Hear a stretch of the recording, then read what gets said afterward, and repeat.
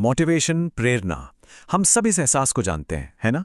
वो एक जबरदस्त जोश जो हमें लगता है कि हम कुछ भी कर सकते हैं। पर क्या वो जोश हमेशा टिकता है? आज हम इसी मोटिवेशन के मिथक को तोड़ने वाले हैं और ये समझेंगे कि क्या सिर्फ अच्छा महसूस करना ही कामयाबी के लिए काफी है। ये कहानी हम सब की है।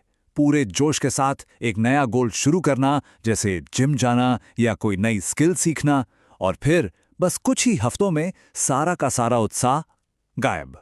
अगर ऐसा होता है तो यकीन मानिए ये बिल्कुल नॉर्मल है। तो चलिए सबसे पहले इसी पैटर्न को थोड़ा करीब से देखते हैं। ये जो जोश की चिंगारी है, ये आखिर इतनी जल्दी बुझ क्यों जाती है? और ये समझना बहुत ज़रूरी है कि ये कोई हमारी नाकामी नहीं है, बल्कि एक आम इंसानी तजुर्बा है जिससे हम सब गुजरते हैं।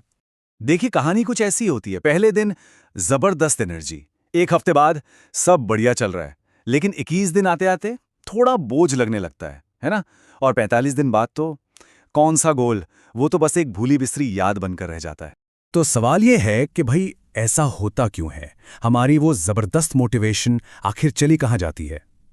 इसके पीछे कुछ बहुत ही दिलचस्प साइकोलॉजिकल कारण हैं जिन्हें समझना वाकई जरूरी है। मोटिवेशन को ना एक चिंगारी की तरह समझिए, बहुत तेज, बहुत चमकदार और गर्मी से भरी हुई। लेकिन इसकी सबसे बड़ी दिक्कत यही है कि ये बहुत छोटी होती है। ये हमेशा के लिए जलती नहीं रह सकती, इसकी फितरत ही ऐसी है। तो इस चिंगारी को बुझाने वाले 3 बड़े विलन हैं। पहला, हेडोनिक अडैप्टेशन, यानी हमें उस अच्छी फीलिंग की आदत पड़ जाती है। दूसरा, हमारे लक्ष्य साफ नहीं होते, धुंधले होते हैं। और तीसरा, जो शायद सबसे बड़ा विलन है, हम काम करने के लिए सही मूड का इंतजार करते रहते हैं। सोचते हैं जब मन करेगा तब करूंगा। अब देखिए, मोटिवेशन भी ना 2 तरह की होती है। एक बाहरी, जो किसी इनाम या तारीफ के लिए होती है, ये ज्यादा टिकती नहीं है।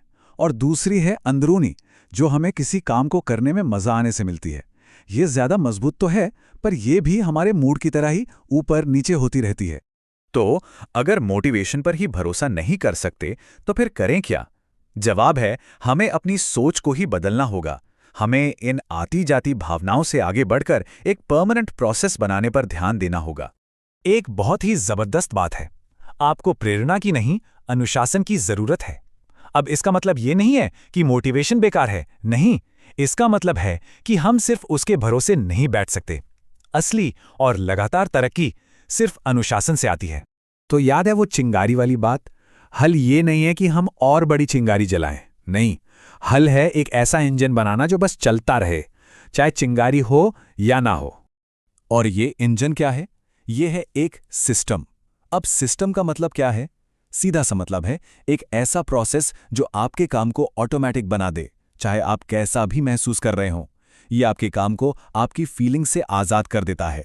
तो अब आते हैं सबसे जरूरी सवाल पर कि ये इंजन, ये सिस्टम आखिर बनाया कैसे जाए। इससे समझना ही लगातार एक्शन लेने की असली चाबी है। इसके लिए ना बस 3 सिंपल स्टेप्स हैं। सबसे पहले तो ये मान लीजिए कि मोटिवेशन आएगी और जाएगी। दूसरा, एक बहुत ही आसान सा सिस्टम बनाइए, जैसे रोज रात को अपने जिम के कपड़े निकाल कर रखना। और तीसरा, जो सबसे अहम है, अपनी भावनाओं पर नहीं, अपने एक्शन पर ध्यान दें। खुद से ये पूछना बंद करें कि क्या मेरा मन कर रहा है, और ये पूछना शुरू करें कि अगला एक्शन क्या है। और जब आप ऐसा करते हैं ना, तो इसका नतीजा पता है क्या होता है? सिस्टम आपकी तरक्की को इनएविटेबल बना देते हैं, मतलब वो होकर ही रहेगी। फिर सफलता आपके मूड पर नहीं, आपके बनाए हुए प्रोसेस पर निर्भर करती है। तो आज की सारी बातचीत के बाद एक सवाल खुद से पूछिए, वो एक सबसे छोटा, सबसे सिंपल सिस्टम क्या हो सकता है जिसे आप कल से ही अपनी जिंदगी में शामिल कर सकते हैं। याद रखिए, शुरुआत बड़ी नहीं, लगातार होनी चाहिए। इस पर जरूर सोचिएगा।